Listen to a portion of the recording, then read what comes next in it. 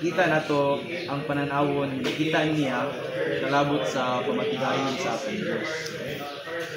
Matag sa mga igsoon, ipadayon man sa pamatigayon sa ating Diyos. Pero nakita ni Apostle Paul mga igsoon concerning Christ and the church.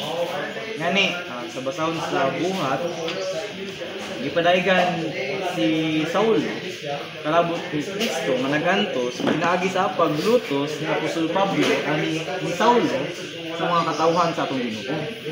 During that time sa Acts chapter 8, diskutan dito nga si Saulo padulong siya sa church in Jerusalem. Aron nga lutuso ng iyang mga katawhan. Ang katawan sa atong Ginoo.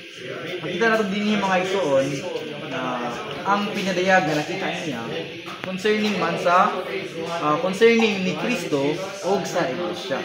So paglutos ni Apostol ni Saulo sa mga katawan sa atong Ginoo